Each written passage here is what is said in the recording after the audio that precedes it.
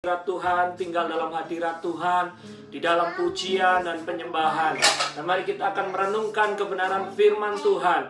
Dan kita percaya oleh kebenaran firman-Nya kita akan dikuatkan.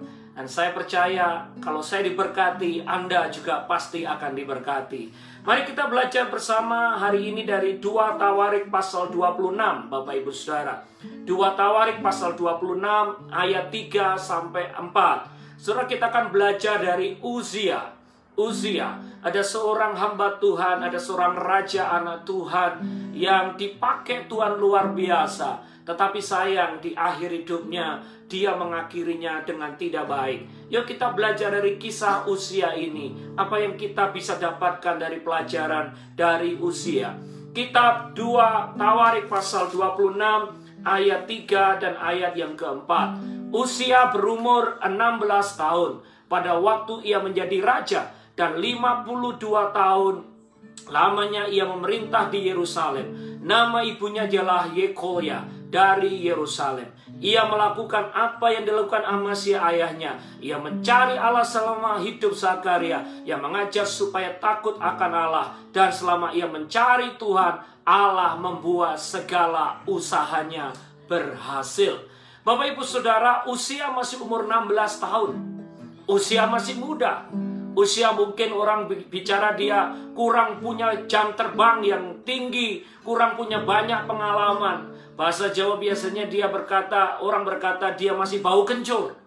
Tapi yang menarik karena Uzia dekat dengan Tuhan, Uzia takut akan Tuhan, dia menjadi raja yang berhasil. Apa saja yang dibuatnya berhasil. Puji Tuhan, kalau kita dekat sama Tuhan, mengasihi Tuhan, dan terus melekat kepada Tuhan, apa saja yang dibuat oleh tangan kita, Tuhan akan membuat berhasil. Katakan amin. Itu janji Tuhan. Tetapi sayang Bapak Ibu Saudara, setelah Uzia berhasil, dia berubah menjadi sombong. Suatu saat di pasal 26 ayat-ayat terakhir dikatakan, Uzia mempersembahkan korban bakaran dengan dirinya sendiri. Padahal dia seorang raja yang seharusnya mempersembahkan korban bakaran itu bukan imam Asaria atau imam yang lain. Tetapi yang menarik, imam waktu itu tidak ada. Imam mungkin sedang sibuk atau melakukan pekerjaan yang lain di luar sana. Apa yang dilakukan oleh Uzia? Dia nekat korban ukupan masuk ke ruang maha suci. Dan apa yang terjadi saudara-saudara? 40 hamba-hamba sudah memperingatkan dia. Tetapi Uzia merasa jago. Uzia merasa hebat. Uzia mengalami keberhasilan demi keberhasilan di dalam hidupnya. Uzia mengalami mujizat demi mujizat. Dia merasa dirinya sudah hebat, luar biasa. Dia merasa tidak perlu mendengar nasihat orang lain. Bahkan nasihat pastor atau pendeta atau imam pun tidak didengarkan oleh Uzia. Apa yang terjadi? Waktu dia masuk, dia keluar, dia penuh dengan kusta. Tuhan mengkutuk Uzia. Bahkan Alkitab berkata sampai akhir hidupnya, sampai kematiannya, Uzia mati dengan kusta yang ada di tubuhnya. Bapak Ibu Saudara, hari ini izinkan saya sharing tentang kerendahan hati. Tuhan bicara kepada kita hari-hari ini untuk menghadapi krisis, pandemik, untuk menghadapi COVID-19, virus corona. Satu hal yang harus kerendahan hati. Bapak Ibu Saudara, kita nggak bisa mengandalkan kekuatan kita. Kita nggak bisa mengandalkan government kita. Kita nggak bisa mengandalkan dokter medical. Sampai sekarang, saudara, tidak ditemukan cara yang terbaik untuk mengatasi COVID-19. Nah, satu hal yang Tuhan bicara kepada kita hari ini, termasuk kepada kami sekeluarga, untuk kita tetap rendah hati, untuk kita tidak sombong. Segala keberhasilan yang kita dapatkan, segala keberhasilan dalam bisnis, dalam pelayanan, dalam keluarga, mari kita sadar semua itu pemberian dari Tuhan. Semua itu diizinkan dan dititipkan oleh Tuhan. Jangan sampai seperti Raja Uzia, waktu dia berhasil, dia mulai sombong. Waktu dia berhasil, dia mulai tidak mendengarkan nasihat imam-imam. Dia merasa dia hebat, merasa dia pintar, merasa dia sudah luar biasa, nggak perlu orang lain. Justru disitulah letak kejatuhan dari Uzia. Nah, yang menarik kalau saudara baca Yesaya pasal 6 ayat yang pertama. Yesaya pasal 6 ayat pertama. Matinya Raja Uzia, aku melihat Tuhan duduk yang maha tinggi, menjulang, dan ujung-ujung memenuhi bait suci. Ini Yesaya, saudara-saudara, melihat satu penglihatan. Waktu Raja Uzia mati, baru Tuhan bekerja, baru Tuhan melawat umatnya, baru Tuhan duduk di atas tahta menjulang tinggi. Itu apa artinya, saudara-saudara? Sebelum Uzia mati, Tuhan tidak mau bekerja untuk bangsa Israel. Sebelum Uzia mati, raja yang sombong itu, Tuhan tidak mau berperkara dengan bangsa Israel. Saudara-saudara, hati-hati. Tuhan tidak mau bekerja sama dengan orang yang sombong. Tuhan tidak mau melibatkan dirinya dengan pekerjaan atau pelayanan yang dilakukan oleh orang sombong. Oleh sebab itu Tuhan menanti sampai Uzia mati, baru dia bekerja. Karena Tuhan, Yakobus pasal 4 dan 6, Tuhan itu mencongkak tetapi memberikan kasih karunia kepada orang yang rendah hati. Kalau sombong, Tuhan tidak akan melawat bangsa ini, Tuhan tidak akan bekerja atas bangsa ini. Kalau Indonesia, orang-orang bisa tidak merendahkan hati, kalau kota kita, kalau bangsa kita, kalau hidup kita, kalau gereja Tuhan masih merasa hebat, jago, dan sombong, I'm sorry to say, ini pesan Tuhan, dia tidak akan mau bekerja. Tetapi waktu kita merendahkan hati, tidak sombong, waktu kita percaya bahwa penyertaan, bahwa pertolongan, bahwa kasih karunia Tuhannya datangnya dari Tuhan.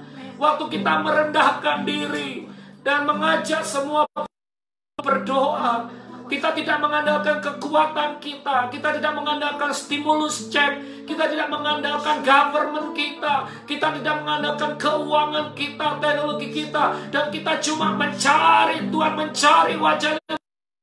Apa yang terjadi? Tuhan akan turun tangan, Tuhan akan menyatakan kemuliaannya. Tuhan menanti Uzia untuk mati, baru dia bekerja. Dia tunggu sampai kesombongan manusia habis, sampai kesombongan manusia mati dan stop bicara. Baru setelah itu Tuhan akan bekerja. Karena Tuhan membenci orang yang congkak, tetapi memberikan kasih karunia kepada orang yang humble atau rendah hati. Mari kita koreksi.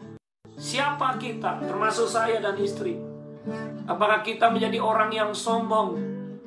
Apakah kita menjadi orang yang melupakan Tuhan? Apakah kita menjadi orang-orang yang depend on God, mengandalkan Tuhan setiap hari? Sudahkah kita tekuk lutut kita? Sudah kita merendahkan hati kita, berdoa setiap saat, setiap hari untuk keselamatan kota kita, bangsa kita? Kalau kita bisa melayani, kita bisa hidup, bernafas, memuji dan menyembah Tuhan, semua oleh karena anugerah dan kasih karunia Tuhan. Gak ada yang bisa kita sombongkan, gak ada yang bisa kita tinggikan.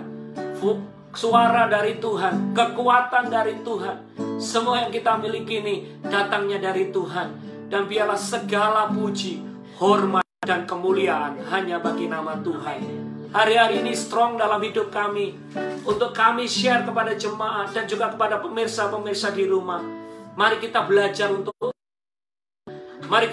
untuk membuang segala kesombongan. Karena Tuhan tidak akan bekerja bersama dengan kita. Kalau kita sombong, Tuhan akan back off. Kalau kita sombong, tidak akan turun tangan. Kalau kita sombong, Dia tidak akan mau bekerja dengan kita.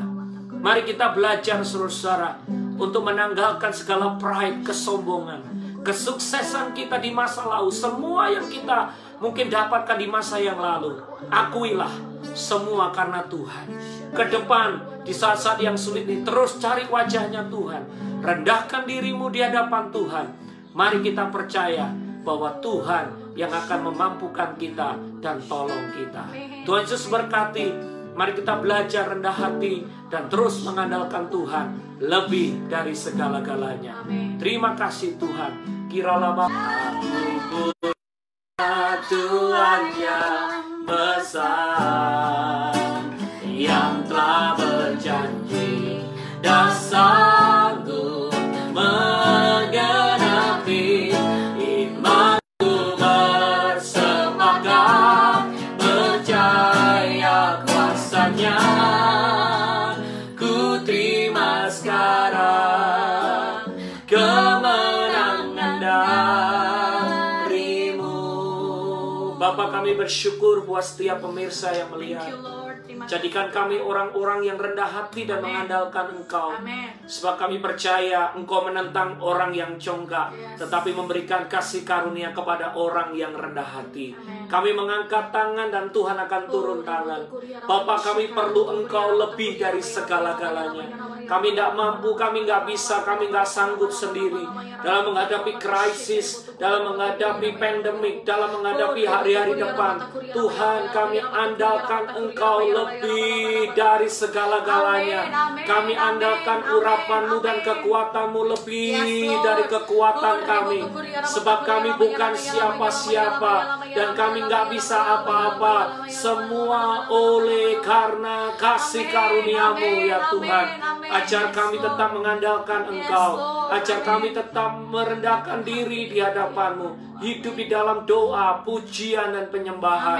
Maka Tuhan akan memberikan kekuatan yang ajaib dalam hidup kami. Terima kasih buat setiap pemirsa. Berkati mereka dengan kesehatan dan kekuatan. Dilindungi dari semua virus.